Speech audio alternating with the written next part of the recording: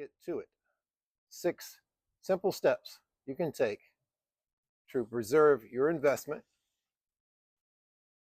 preserve and prevent dry rot, tire dry rot, and as well restore and preserve your trim work, any plastics, vinyl, rubber. Let's get to it. So let's get into number 1. Why I do not like typical protectants. And that, I assure you, is not a typical protectant. That is our dry seal. Ceramic hybrid, super strong dry seal. As well on the trim work, it's going to be there for 2 years. Tire, this car, this utility vehicle, twice a year. We'll get into that in the later half of the video. But protectants. Why most of the protectants? Well, they don't actually protect. They make a lot of money. They are designed to fail. And they're designed to fail, so you just keep buying and using more. But it's a little worse than that. Protectants. Okay. You know, the greasy stuff, the slick stuff. If it's slick, if it's greasy, you don't want to use it. And I will tell you why as quickly as I can. Those products are intentionally designed to fail. Apply, buy, repeat application. They're full of solvents, emulsifiers, glycol, which is the chief component of your antifreeze, and glycol is also a neurotoxin, so I highly would recommend staying away from protectants on the car interior. And other than that, they're water, a little silicone, no harm in a little silicone. It does have a decent UV reflective value. But if it's simplest rule, unlike our product, completely dry, but if it's slick, if it's greasy, stay away from it. And there are a lot of cheap spray-on dressings claiming to be ceramics. Producing ceramics is a real ceramic is not inexpensive. It is not a inexpensive process. So you cheap ceramics, well, let me just say they're cheap ceramics. You need to question a cheap ceramic, or maybe not use a cheap ceramic. So for number 2, UVA. To a lesser extent, UVB. UVB is much more detrimental, and ozone.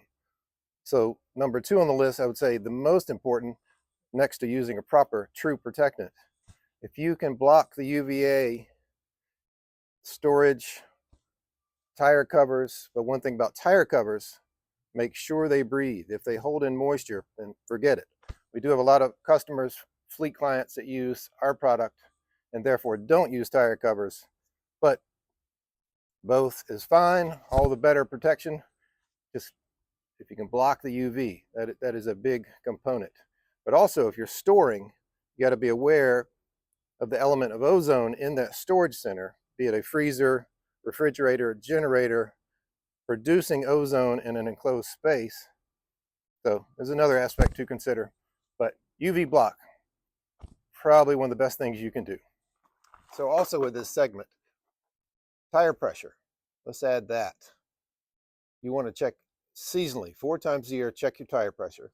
Low tire pressure can develop excessive heat, and it will definitely cause excessive wear. 4 times a year.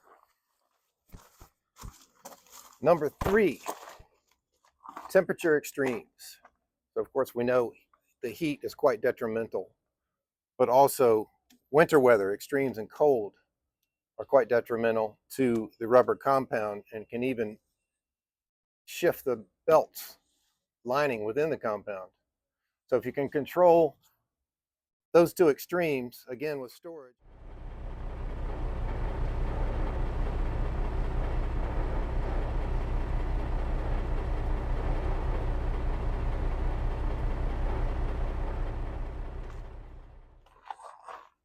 So I think I'll switch my number 4 and my number 5. So let's talk about storage one more time. Ideally, you know, if you've got a camper, RV, seasonal vehicle, you can store it temperature controlled, as we discussed. Make sure ozone is not an issue. If you can lift that vehicle and get the weight, the pressure off of that tire, that is ideal. That's a big tire saver right there. And that's it for storage. Okay, number 5, when it comes to your current tires or purchasing tires, be aware of the TIN number. It's the date of the manufacturing. So if you currently have tires mounted on your car, you want to check your TIN number. I'm going to throw in a little clip to show you how to do that. If you're getting close to 5 or 6 years, that's a little sketchy. You really want to inspect for dry rot at that point on a tire 5 or 6 years old. And if you're buying a new tires, trailer, RV, look for the TN number to be ideally within 1 year, 6 months, 1 year of age, no more on those new tires. Let me run that clip for you. The TIN number is the tire identification number, which will let you know the date of manufacturing, which is quite important. So that would be 27th, that's the week, the 27th week of the year, and that year would be 2020, 2720. Okay, the last one, number 6. Move it, roll it, use it. Don't let it sit too long. I would say the number 2 detrimental aspect for a tire, trying to preserve a tire, preserve your investment, you need drive time. UV is the worst.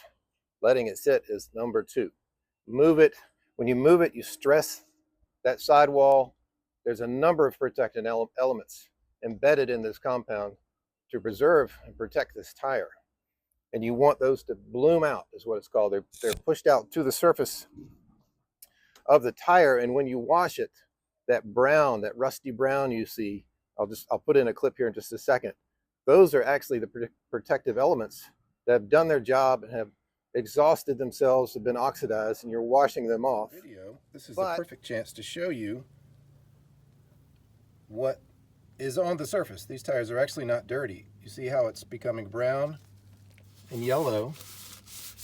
Those are the protective elements within the rubber compound, embedded in there by the manufacturing process that bloom out on the surface.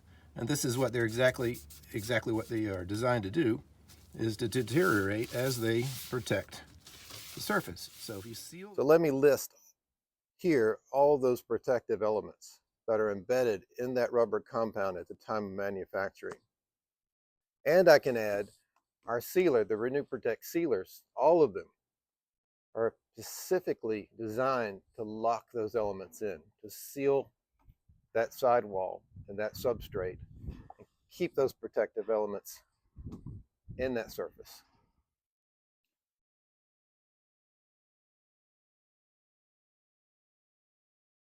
Some more detail about the Renew Protect treatments.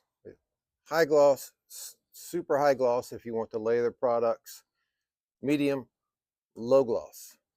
We have today as our demo for our client here, our neighbor, a business neighbor, is 1 coat of our black followed by 1 coat of the gloss. Probably twice a year on this vehicle. For a daily driver, you'd probably want to do the tires every 2 to 3 months. For an RV, trailer, boat trailer, even in and out of the water, as little as once a year. That is a full UV block. That is a completely safe, non-toxic dry seal UV block, ozone block. I should also add it is non-slip safe. That is made for application on motorcycles as well. Saddles, foot pegs, cables, throttle, handles, golf carts as well. Zero slip hazard. Oh, and also with golf carts and motorcycles, that is basically permanent. It's going to last years.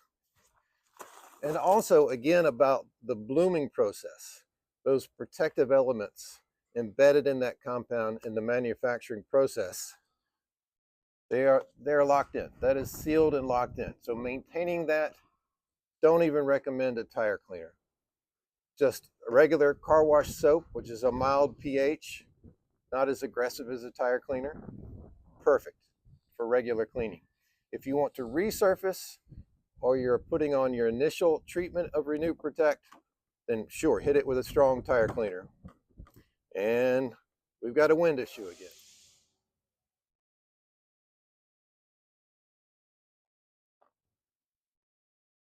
We keep it simple. We design, we make, formulate the best products, the strongest products we can, do not require repeat purchase and repeat application. That is our Renew Protect Dry Sealer coat of the black with a coat of the gloss over the black. You can layer the products as we did. You can use one of our products. You can use one of our products 2 or 3 coatings if you want higher shine. Typically one coat does the job. That's what they're designed to do. Very super strong ceramic hybrids. So I should add to our videos a little information. We do not pay for reviews. We do not pay influencers. We do not benefit from ad revenue, be it from YouTube or other sources. And always forget something. Oh, always forget this. Like and subscribe.